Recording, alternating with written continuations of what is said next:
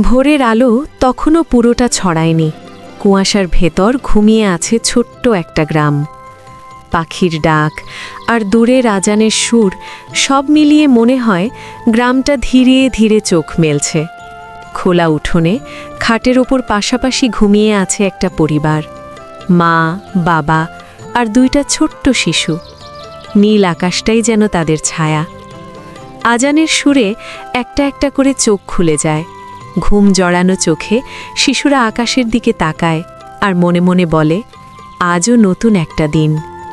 ঠান্ডা পানিতে মুখ ধুতে ধুতে শিশির ভেজা বাতাসে মনটা হালকা হয়ে যায়। এমন সকাল শহরে কি পাওয়া যায়? উঠোনের এক কোণে দাদি তুলসীতলায় জল দেন।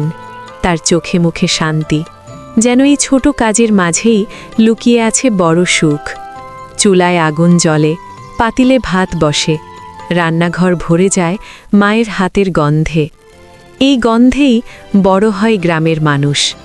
গ্রামের বাইরে নদীর ধারে দাঁড়িয়ে বাবা জাল ছুড়ে দিয়ে আকাশের দিকে তাকান।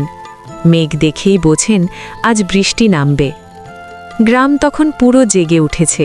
কেউ গরু নিয়ে মাঠে যাচ্ছে, কেউ স্কুলের পথে। কাদামাটির রাস্তায় হাসির শব্দ পড়ে থাকে।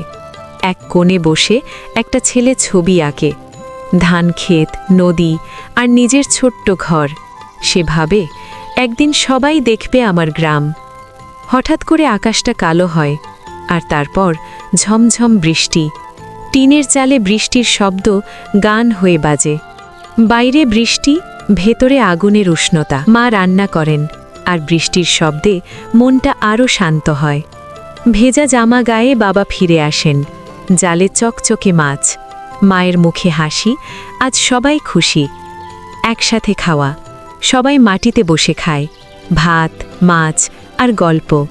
এই ছোট মুহূর্তগুলোই একটা পরিবারের আসল সম্পদ। বৃষ্টির পর রোদ, বৃষ্টি থামে, রোদ ওঠে, ধানক্ষেত ঝিলমিল করে, আকাশে রংধনু। গ্রামটা আবার নতুন হয়ে হাসে। রাতের গ্রাম। রাতে তারাভরা আকাশের নিচে সবাই ঘুমিয়ে পড়ে।